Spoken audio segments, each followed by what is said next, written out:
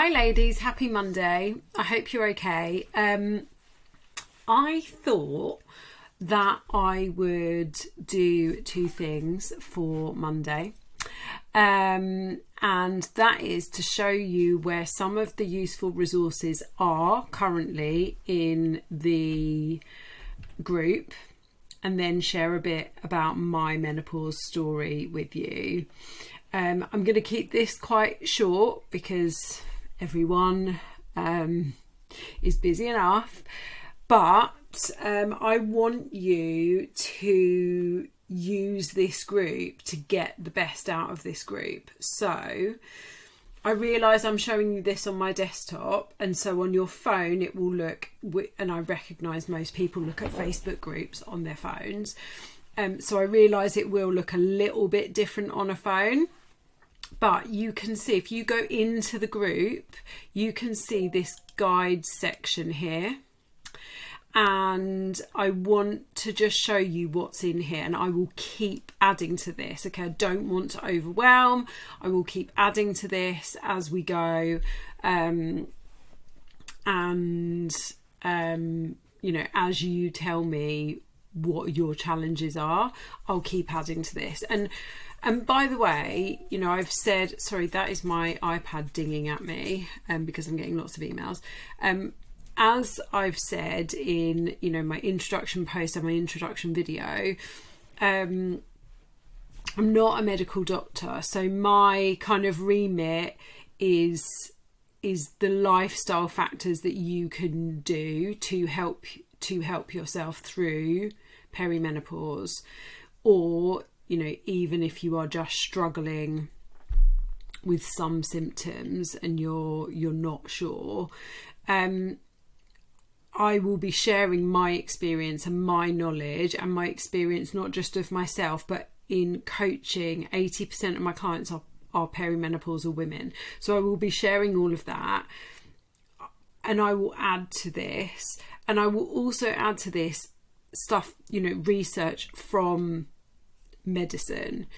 So whilst I can't tell you, you know, for example, what if you need to be on HRT, I can tell you some of the common mistakes that are made in the medical profession, because as you may know, many times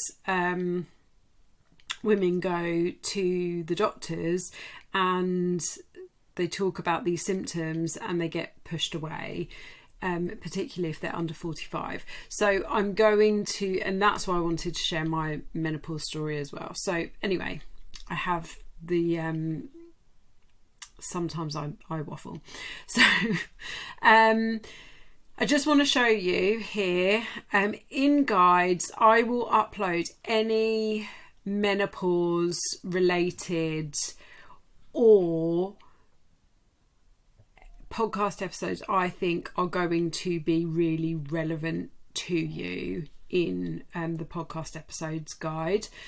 There's also, at the moment, in Guide 2, a menopause research questionnaire, because I'm pulling together some research so that I can build out some resources and products for you to help you. So I would love it if you would fill that in. You can put your email address in there if you want me to email you as well as be part of this Facebook group, but you can keep it completely anonymous as well. So as and when I create more stuff, I will add it to guides, okay? So if there's other things you think would be useful, so for example, I'm also going to add the NICE guidelines in there and explain to you what the NICE guidelines are in a video.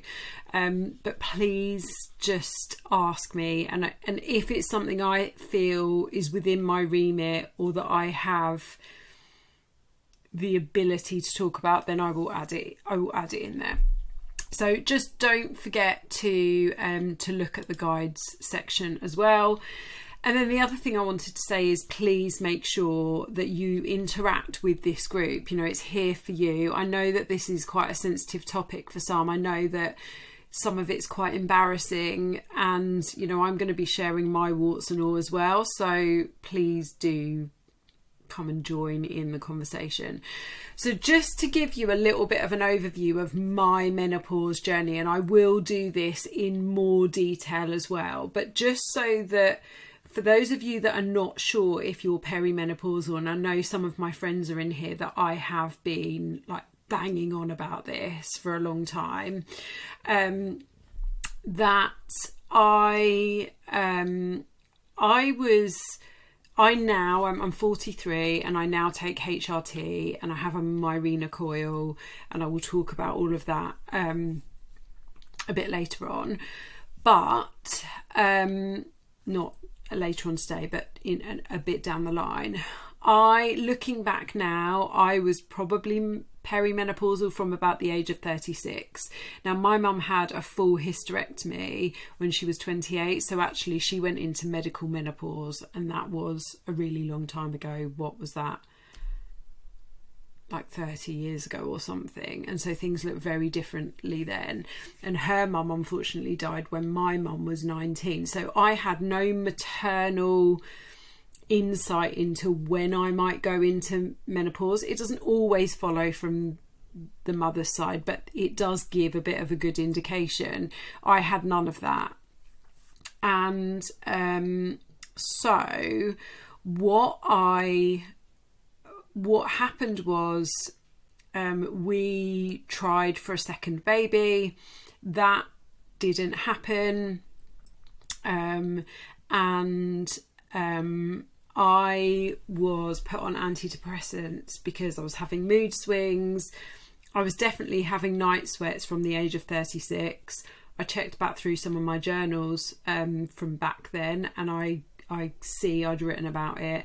Mood swings. I was having low libido. I was having vaginal dryness from the age of 36, 37. It wasn't until I changed career and started really looking at nutrition and health and female health that the penny dropped. And then obviously the Davina documentary came out, and the penny dropped that I was probably perimenopausal. And I still really struggled to get treatment from my doctor because he said, you're only 40 and then 41, you're too young, la la la la la. They put me on antidepressants. I was at points suicidal. And then when I was 41, I did my research. I logged my symptoms for 2 months. I took the NICE guidelines into my GP, and actually I saw a different GP to normal. And so now I've been on HRT for nearly 2 years, and actually I'm going to see the menopause specialist because I think I have premature ovarian insufficiency, which means that there's a potential for me needing a little bit more treatment, but they need to test for that. And that's, like I said, I just want to give you an overview. So this is why I'm so passionate about making sure you get support, making sure you understand what this is, making sure that you're aware of the treatment that you can ask for, but also empowering you to take some of these lifestyle changes, tweaks, habit and behavior changes into your own hands. Okay, because yes, HRT has really helped me. It's not for everyone. Not everyone can use it. Excuse me. And also, the lifestyle changes I have made and the tweaks that I have made to my routines have been a lifesaver. One thing that I will talk about regularly is journaling. HRT cannot give me what journaling gives me, and I'll talk about that on another time. So I'm nearly up to 10 minutes. I don't want this to take too long, but I just wanted to give you an overview of where you can find loads of resources, and also a little bit about my journey, a little bit more about my journey, which I will continue to share with you, and why I'm doing this. So have an awesome day. Mwah, lots of love. Bye.